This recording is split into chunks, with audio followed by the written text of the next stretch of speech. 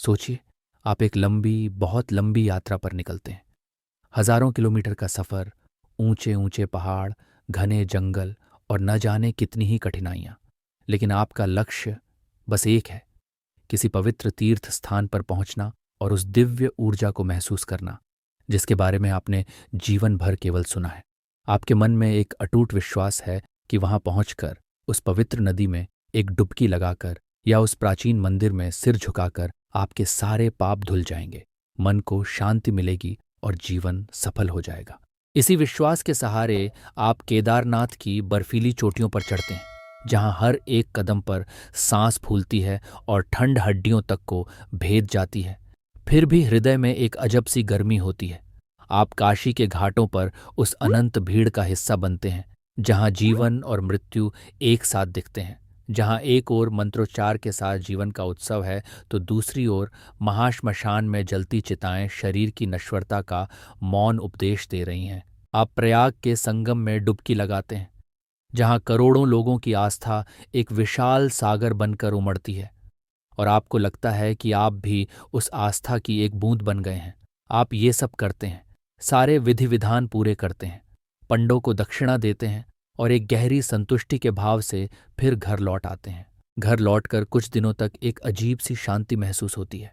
हवा में भी एक पवित्रता लगती है, लोगों के चेहरे पर एक दिव्यता नजर आती है। आप अपनी यात्रा के किस्से सुनाते हैं, तस्वीरें दिखाते हैं और उस अनुभव को बार बार जीने की कोशिश करते हैं। लेकिन कुछ हफ्तों या महीनों बाद धीरे धीरे सब कुछ पहले जैसा होने लगता है। वही पुरानी चिंताएं, वही अनियंत्रित गुस्सा, वही भविष्य का डर, वही अधूरी इच्छाएं मन पर फिर से किसी मकड़ी के जाले की तरह छा जाती हैं। वो शांति, वो दिव्यता बस एक धुंधली सी याद बनकर रह जाती है। तब आपके मन में एक गहरा, परेशान करने वाला सवाल उठता है, क्या मैं सच में कहीं पहुंचा था या बस चलकर वापस आ गया? क्या सच्ची शांति किसी बाहरी जगह पर मिल सकती है या मैंने उसे कहीं और ही खो दिया है? यह सवाल सिर्फ आपका नहीं, ये उन करोड़ों साधकों का है जो सदियों से शांति और मोक्ष की तलाश में बाहर भटकते रहे हैं। वे मंदिर, मस्जिद, चर्च और तीर्थों की यात्रा करते हैं, इस उम्मीद में कि कोई चमत्कार उनके जीवन को बदल देगा। पर अक्सर यात्रा खत्म हो जाती है, लेकिन खोज नहीं। खोज तो और गहरी हो जाती है, क्योंकि बाहरी उपलब्धि के बाद भी भीतर का खालीपन बना रहता है। अब एक पल के लिए रुकिए, अपनी सारी धारणाओं को, अपनी सारी मान्यताओं को यहीं रोक दीजिए।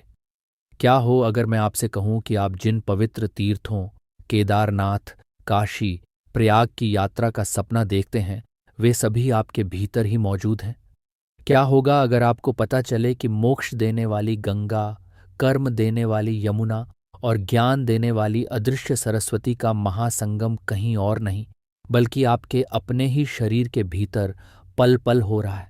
यह कोई कोरी कल्पना नहीं, बल्कि भारतीय अध्यात्म के सबसे गूढ़ ग्रंथों में से एक, दर्शन उपनिषद का सबसे बड़ा रहस्य है। एक ऐसा सत्य जिसे हजारों वर्षों तक केवल गुरु शिष्य परंपरा में ही गुप्त रखा गया। ये उपनिषद घोषणा करता है कि सच्ची तीर्थयात्रा किसी बाहरी स्थान की नहीं, बल्कि स्वयं के भीतर की एक गहरी और रूपांतरकारी यात्रा है। यह हमें बताता है कि हमारा यह भौतिक शरीर, जिसे हम सिर्फ हाड़ मांस का पुतला समझते हैं, असल में पूरे ब्रह्मांड का एक सूक्ष्म रूप है, एक चलता फिरता देवालय जिसके भीतर स्वयं परमात्मा विराजमान है। आज हम उसी गुप्त ज्ञान के दरवाजे पर दस्तक देने जा रहे हैं। हम दर्शन उपनिषद के उन श्लोकों की गहराई में उतरेंगे जो बताते हैं कि कैसे हमारे शरीर का हर महत्वपूर्ण केंद्र एक महान तीर्थ के समान है। ये यात्रा शायद आपकी मान्यताओं को चुनौती दे, लेकिन अंत में यह आपको उस परम स्वतंत्रता का रास्ता दिखाएगी जहां शांति और आनंद के लिए आपको कहीं बाहर जाने की जरूरत नहीं होगी। तो चलिए इस अभूतपूर्व आंतरिक तीर्थ यात्रा की शुरुआत करते हैं। इससे पहले कि हम अपने शरीर में बसे तीर्थों का रहस्य जानें, यह समझना जरूरी है कि यह ज्ञान आता कहाँ से है। यह ज्ञान आता है दर्शन उपनिषद से, जो सामवेद से जुड़ा एक प्रमुख योग उपनिषद है। उपनिषद का अर्थ ही है गुरु के पास निष्ठा से बैठना।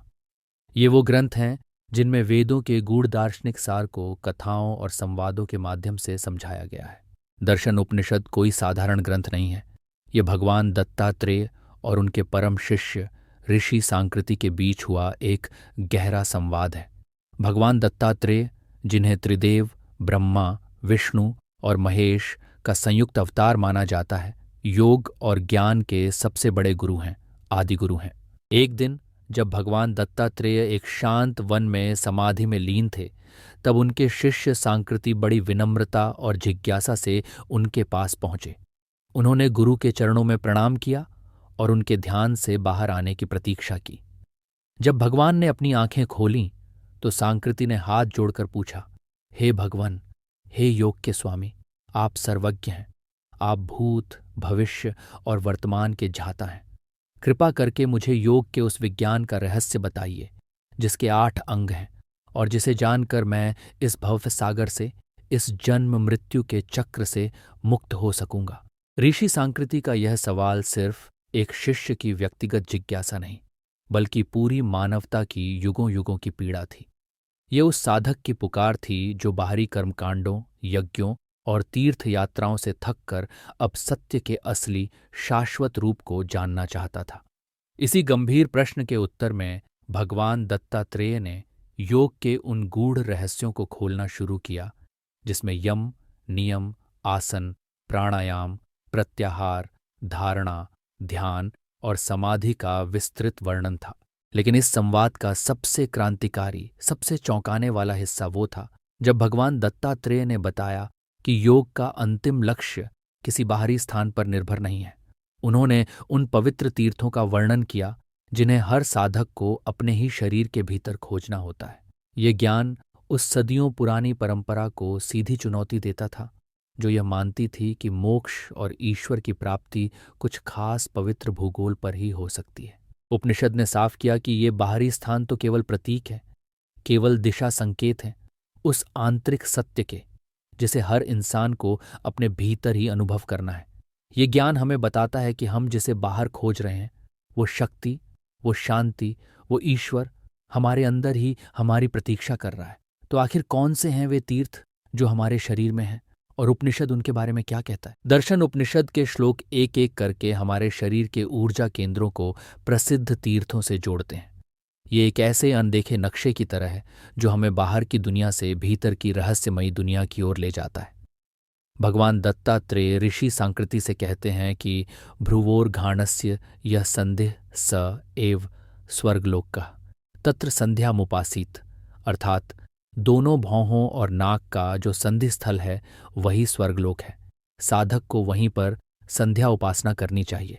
ये एक बहुत बड़ी और क्रांतिकारी बात है। हम जिसे स्वर्ग कहते हैं उसे आसमान में कहीं दूर खोजते हैं, लेकिन उपनिषद कहता है कि वह तो तुम्हारे बहुत पास है, तुम्हारी दोनों भौहों के बीच। असली संध्या या संधि तो 2 अवस्थाओं का मिलन है, दिन और रात का मिलन, बाहरी जगत और भीतरी जगत का मिलन। और इस मिलन का स्थान, यह स्वर्गलोक, हमारी दोनों भौहों के बीच का केंद्र है। इसे योग की भाषा में आज्ञा चक्र कहते हैं। ये वही जगह है जिसे तीसरा नेत्र या शिव नेत्र भी कहा जाता है। ये चेतना, ज्ञान और विवेक का केंद्र है। जब हम अपनी चेतना को इस बिंदु पर टिकाते हैं तो मन के सारे विचार, सारी उथल पुथल शांत होने लगती है। बाहरी दुनिया का शोर थम जाता है और हम एक गहरी आंतरिक शांति में उतर जाते हैं। यही सच्ची संध्या उपासना है। यही वह स्वर्ग है जिसकी तलाश में इंसान युगों युगों से भटकता रहा है। इसके बाद उपनिषद और भी बड़ी घोषणा करता है जो हमारी तीर्थयात्रा की पूरी धारणा को बदल देती है। ऋषि कहते हैं कि वाराणसी भ्रुवोर्घाण मध्य नासिकाग्रता, अर्थात दोनों भौहों और नाक के मध्य में नासिका के अग्रभाग पर ही वाराणसी यानी काशी स्थित है। सोचिए तो, काशी जिसे भगवान शिव की नगरी कहते हैं, जिसके बारे में कहा जाता है कि वहां प्राण त्यागने से सीधा मोक्ष मिलता है, वह कहीं और नहीं, आपके ही चेहरे पर, आपकी भौहों के बीच स्थित है। काशी शब्द का मूल अर्थ ही है प्रकाश का नगर, जहां प्रकाश का वास हो। जब साधक ध्यान में गहरा उतरता है और अपनी चेतना को आज्ञा चक्र पर टिकाता है तो उसे वहां एक दिव्य आंतरिक प्रकाश का अनुभव होता है। उपनिषद कहता है कि वह तारक ब्रह्म जो आपको इस संसार से तारता है, वह आपके आज्ञा चक्र में ही एक ज्योति के रूप में मौजूद है। इसी आंतरिक प्रकाश में स्थित होकर जब साधक अपने अहंकार, अपनी इच्छाओं, अपनी वासनाओं और अपने पुराने कर्मों का दाह करता है, तब उसका सच्चा मोक्ष होता है। यही काशी में मरने का असली आध्यात्मिक अर्थ है, शरीर का नहीं बल्कि अहंकार का मरना। बाहरी काशी में मणिकर्णिका घाट पर चिताएं जलती हैं जो हमें शरीर की नश्वरता और संसार की असारता का बोध कराती हैं। लेकिन आंतरिक काशी में यानी हमारे आज्ञा चक्र पर ज्ञान की अग्नि में हमारे जन्मों जन्मों के संस्कार और कर्म जलकर भस्म हो जाते हैं। यही सच्ची मुक्ति है। अब उपनिषद हमें शरीर के और भी गहरे रहस्य की ओर ले जाता है, सबसे ऊंचे शिखर की ओर। भगवान दत्तात्रेय कहते हैं कि कुरुक्षेत्रम सहस्रारम ब्रह्मरणध्रम सुदर्शनम तत्र गंगा यमुना च सरस्वती च विश्रुता, अर्थात सहस्रार चक्र, जिसे ब्रह्मरंध्र भी कहते हैं, वही असली कुरुक्षेत्र है। और वहीं पर प्रसिद्ध गंगा, यमुना और सरस्वती नदियां स्थित हैं। कुरुक्षेत्र वो महान युद्ध भूमि जहां धर्म और अधर्म के बीच महाभारत का निर्णायक युद्ध हुआ था। उपनिषद कहता है कि असली कुरुक्षेत्र हमारे सिर के सबसे ऊपरी हिस्से पर मौजूद सहस्रार चक्र है। सहस्रार का अर्थ है 1000 पंखुड़ियों वाला कमल। ये चेतना का सर्वोच्च केंद्र है जहां जीवात्मा का परमात्मा से मिलन होता है। लेकिन यह युद्ध भूमि क्यों है? क्योंकि यहीं पर हमारे भीतर का आखिरी और सबसे बड़ा युद्ध लड़ा जाता है। यह युद्ध है हमारे भीतर की पांडव सेना यानी दैवीय गुणों और कौरव सेना यानी आसुरी प्रवृत्तियों के बीच। यह युद्ध है अज्ञान और ज्ञान के बीच, बंधन और मोक्ष के बीच, अहंकार और आत्मा के बीच। इस युद्ध में कृष्ण रूपी सद्गुरु के मार्गदर्शन में जब अर्जुन रूपी साधक विजय प्राप्त करता है, तब उसे आत्म साक्षात्कार या समाधि की अवस्था प्राप्त होती है। और इसी कुरुक्षेत्र, इसी सहस्रार में त्रिवेणी संगम भी है।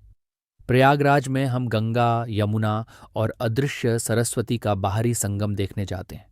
लेकिन योग की दृष्टि में हमारे सूक्ष्म शरीर में 72,000 से भी अधिक ऊर्जा की नाड़ियां हैं, जिनमें 3 प्रमुख हैं। इड़ा नाड़ी, ये चंद्र नाड़ी है जो शरीर के बाएं हिस्से से जुड़ी है और शीतलता एवं भावना का प्रतीक है। इसे ही पवित्र गंगा नदी माना गया है। पिंगला नाड़ी, यह सूर्य नाड़ी है जो शरीर के दाएं हिस्से से जुड़ी है और ऊर्जा एवं कर्म का प्रतीक है। इसे ही यमुना नदी माना गया है। और सुषुम्ना नाड़ी, ये केंद्रीय नाड़ी है जो रीढ़ की हड्डी के बीच से सीधी ऊपर की ओर जाती है। ये ज्ञान और चेतना का मार्ग है। इसे ही गुप्त और अदृश्य सरस्वती नदी कहा गया है। ये तीनों नाड़ियां हमारे मूलाधार से उठकर आज्ञा चक्र पर आकर मिलती हैं और फिर उनकी संयुक्त ऊर्जा सुषुम्ना के रास्ते सहस्रार तक पहुंचती है। सहस्रार ही वह परम त्रिवेणी संगम है जहां भावना की गंगा, कर्म की यमुना और ज्ञान की सरस्वती का महामिलन होता है।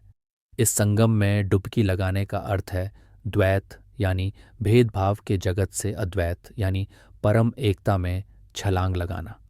जो साधक इस आंतरिक संगम में स्नान कर लेता है, उसे फिर किसी बाहरी नदी में नहाने की जरूरत नहीं रह जाती।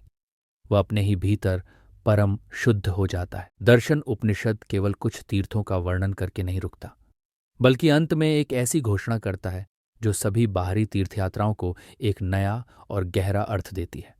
उपनिषद का सार वाक्य है, आत्मतीर्थे यस्नाति स याति परमागतिम, अर्थात जो साधक आत्मतीर्थ में स्नान करता है वही परम गति यानी मोक्ष को प्राप्त होता है। यह शायद पूरे वेदांत दर्शन का सबसे शक्तिशाली और मुक्तिदायी संदेश है। काशी, प्रयाग, केदारनाथ, ये सब महान हैं, ये प्रतीक हैं, ये प्रेरणा के स्रोत हैं। लेकिन सबसे बड़ा तीर्थ, परम तीर्थ, आत्मतीर्थ है। आपकी अपनी आत्मा, आपकी अपनी शुद्ध चेतना। बाहरी तीर्थ क्या करते हैं? वे आपके मन को दुनियादारी से हटाकर कुछ समय के लिए पवित्र वातावरण में ले जाते हैं, जिससे मन को शुद्ध करने में मदद मिलती है। लेकिन वे खुद आपको मोक्ष नहीं दे सकते। एक मैला कपड़ा गंगा में डुबोने से साफ हो सकता है, लेकिन अगर मन ही मैला हो, अगर उसमें ईर्ष्या, क्रोध, लोभ और अभिमान भरा हो, तो करोड़ों बार डुबकी लगाने पर भी वह भीतर से साफ नहीं होगा। इसलिए ऋषि कहते हैं कि असली स्नान बाहरी पानी में नहीं, बल्कि अपने ही आत्मज्ञान के अमृत जल में करना है। आत्मतीर्थ में स्नान करने का क्या मतलब है? इसका मतलब है आत्मविचार करना। मैं कौन हूं? इस एक प्रश्न की पूरी निष्ठा से पूरी ईमानदारी से गहराई में उतरना। क्या मैं यह शरीर हूं? नहीं, शरीर तो बदलता है। बचपन, जवानी, बुढ़ापा और अंत में मृत्यु को प्राप्त होता है। मैं तो इस शरीर के बदलने का साक्षी हूं, इसे देखने वाला हूं। तो क्या मैं यह मन हूं? नहीं, मन तो बस विचारों, भावनाओं और यादों का एक चंचल प्रवाह है जो कभी शांत नहीं रहता। मैं तो इन विचारों और भावनाओं को भी जानने वाला हूं। जब आप इस तरह एक एक करके उन सभी चीजों को नकारते जाते हैं जो आप नहीं हैं, जिसे नेति नेति की साधना कहते हैं, तो अंत में जो बचता है वही आपका असली स्वरूप है, एक शुद्ध, शांत, साक्षी चेतना। यही आत्मा है। इसी साक्षी भाव में टिक जाना, इसी शुद्ध चेतना में डूब जाना ही आत्मतीर्थ में स्नान करना है। जो व्यक्ति इस सत्य को अनुभव कर लेता है, उसके लिए पूरी दुनिया ही एक तीर्थ बन जाती है। उसे शांति के लिए कहीं भागने की जरूरत नहीं पड़ती, क्योंकि वह शांति का स्रोत अपने भीतर ही खोज लेता है। वह जानता है कि मंदिर पत्थरों में नहीं, उसकी अपनी चेतना में है। यह समझना जरूरी है कि उपनिषद बाहरी तीर्थों का अपमान नहीं कर रहा है। वे शुरुआती साधकों के लिए बहुत उपयोगी हैं, एक पाठशाला की तरह जो हमें उच्च ज्ञान के लिए तैयार करते हैं। लेकिन आपको जिंदगी भर पाठशाला में नहीं रहना है। आध्यात्मिक यात्रा में बाहरी तीर्थ शुरुआती पड़ाव हैं। असली मंजिल तो आत्मतीर्थ तक पहुंचना ही है। अब सबसे जरूरी सवाल यह है कि हम इस आंतरिक तीर्थ यात्रा की शुरुआत कैसे करें। योग ग्रंथ हमें इसके लिए एक बहुत साफ और व्यावहारिक रास्ता दिखाते हैं। सबसे पहले अपने शरीर के प्रति जागरूक हों। अक्सर हम अपने शरीर को एक मशीन की तरह इस्तेमाल करते हैं, पर इसके संकेतों को कभी नहीं सुनते। इस यात्रा का पहला कदम है अपने शरीर के प्रति सचेत होना। जब आप बैठें तो महसूस करें कि आप बैठे हैं। जब आप चलें तो अपने हर कदम के प्रति जागरूक हों। अपनी सांस के आने जाने को बिना बदले बस महसूस करें। यह बहुत सरल अभ्यास है, लेकिन यह आपको भूत और भविष्य की चिंताओं से निकालकर यहां और अभी में ले आता है। दूसरा कदम है प्रत्याहार, यानी इंद्रियों को भीतर की ओर मोड़ना। हमारी ज्यादातर ऊर्जा आंख, कान, नाक के जरिए बाहर की ओर बहती रहती है। प्रत्याहार का अर्थ है इंद्रियों को उनकी बाहरी दौड़ से हटाकर भीतर की शांति की ओर मोड़ना। इसका मतलब यह नहीं कि आप देखना सुनना बंद कर दें। इसका मतलब है कि आप जो कुछ भी देखें या सुनें, उससे बिना जुड़े एक साक्षी की तरह उसे देखें। जैसे आप सड़क पर खड़े होकर ट्रैफिक को देखते हैं, गाड़ियां आ रही हैं, जा रही हैं, पर आप उनसे परेशान नहीं होते। ठीक वैसे ही मन में विचारों को आने जाने दें। आप बस किनारे खड़े होकर उन्हें देखते रहें। जब मन थोड़ा शांत हो जाए तब अगला कदम है धारणा, यानी एकाग्रता। इसके लिए आप किसी एक बिंदु को चुनते हैं। यह आपकी सांस हो सकती है, किसी मंत्र का जाप हो सकता है, या जैसा कि उपनिषद ने बताया, आपकी भौहों के बीच का स्थान आज्ञा चक्र हो सकता है। अपनी आंखें बंद करें और अपनी सारी चेतना को आज्ञा चक्र पर ले आए। शुरुआत में मन बार बार भटकेगा। जब भी मन भटके, बिना परेशान हुए, बहुत प्यार से और धैर्य से उसे वापस उसी बिंदु पर ले आए। जब आपकी एकाग्रता गहरी और सहज हो जाती है तो धारणा ध्यान में बदल जाती है। ध्यान कोई करने की क्रिया नहीं है, यह होने की अवस्था है। इस अवस्था में ध्यान करने वाला, ध्यान का विषय और ध्यान की प्रक्रिया, ये तीनों मिलकर एक हो जाते हैं। ये एक गहरी शांति और आनंद की अवस्था है, जहां आप अपनी भीतरी काशी के प्रकाश को देख सकते हैं और अपने भीतरी संगम में डुबकी लगा सकते हैं।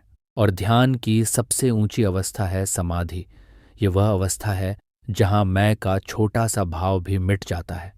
आत्मा और परमात्मा के बीच का पर्दा पूरी तरह से गिर जाता है। यह एकता का परम अनुभव है, जिसे केवल अनुभव किया जा सकता है, शब्दों में बताया नहीं जा सकता। यही जीवन का परम लक्ष्य और परम तीर्थ है। यही वह मार्ग है जिसका इशारा दर्शन उपनिषद कर रहा है। आज हमने एक ऐसी यात्रा की जो हमें हिमालय से लेकर हमारे अपने शरीर के भीतर के पवित्र भूगोल तक ले गई। दर्शन उपनिषद ने हमें वह आईना दिखाया जिसमें हम अपनी उस दिव्य छवि को देख सकते हैं जिसे हम सदियों से बाहर की मूर्तियों और मंदिरों में खोज रहे थे। संदेश बहुत साफ है। सच्ची तीर्थ यात्रा किलोमीटरों में नहीं, चेतना की गहराई में नापी जाती है। सच्ची शुद्धि बाहरी जल से नहीं, बल्कि आत्मज्ञान की अग्नि में अपने अहंकार को जलाने से होती है। सच्चा मोक्ष किसी खास जगह पर मरने से नहीं, बल्कि जीते जी अपने झूठे मैं के भाव से आजाद हो जाने में है। ये ज्ञान हमें बताता है कि शांति और आनंद के लिए हम किसी बाहरी शक्ति पर निर्भर नहीं हैं। वह परम शक्ति, वह परम शांति हमारे भीतर ही मौजूद है, हमारी प्रतीक्षा कर रही है। आपका शरीर एक चलता फिरता मंदिर है, आपकी हर सांस एक निरंतर प्रार्थना है, और आपकी अपनी चेतना ही वह देवता है जिसकी आपको पूजा करनी है। बाहरी तीर्थों की यात्रा करें, जरूर करें। वे आपको प्रेरित कर सकते हैं, आपके विश्वास को दृढ़ कर सकते हैं। लेकिन यह कभी न भूलें कि वे केवल मील के पत्थर हैं, मंजिल नहीं। असली मंजिल, परम तीर्थ आप स्वयं हैं। जब आप सुबह शीशे में अपना चेहरा देखें तो याद रखें कि आप सिर्फ एक इंसान को नहीं, एक जीते जागते तीर्थ को देख रहे हैं। आपकी भौहों के बीच काशी है, आपके सिर के ऊपर प्रयाग का संगम है, और आपके हृदय में वह परमात्मा बैठा है जो पूरे ब्रह्मांड को चला रहा है। इस ज्ञान के साथ जिएं। अपने हर काम को एक पूजा बना लें, हर विचार को एक मंत्र और हर सांस को एक धन्यवाद। जब आप इस बोध में स्थित हो जाएंगे तो आप पाएंगे कि आप जहां भी हैं वहीं तीर्थ है। आपका घर आपका आश्रम बन जाएगा, आपका काम आपका मंदिर बन जाएगा, और आपका पूरा जीवन एक पवित्र उत्सव बन जाएगा। तो क्यों न इस आंतरिक तीर्थ यात्रा का पहला कदम आज ही उठाया जाए। दिन में केवल 10 मिनट के लिए शांत होकर बैठें और अपनी भौहों के बीच के स्थान पर ध्यान टिकाने की कोशिश करें। देखें कि आप क्या महसूस करते हैं। इस आंतरिक यात्रा पर आपका पहला कदम क्या होगा? क्या आप अपनी सांस के प्रति अधिक जागरूक होंगे, या अपने विचारों के साक्षी बनने की कोशिश करेंगे? अपने विचार और अनुभव नीचे टिप्पणी में हमारे साथ जरूर साझा करें। अगर इस ज्ञान ने आपके हृदय को छुआ है तो इस संदेश को उन लोगों के साथ साझा करें जिन्हें आप प्रेम करते हैं। और ऐसी ही गहरी आत्मखोज की यात्राओं के लिए हमारे साथ बने रहने के लिए इस चैनल को सब्सक्राइब करना न भूलें, क्योंकि सबसे बड़ी खोज स्वयं की खोज है। धन्यवाद।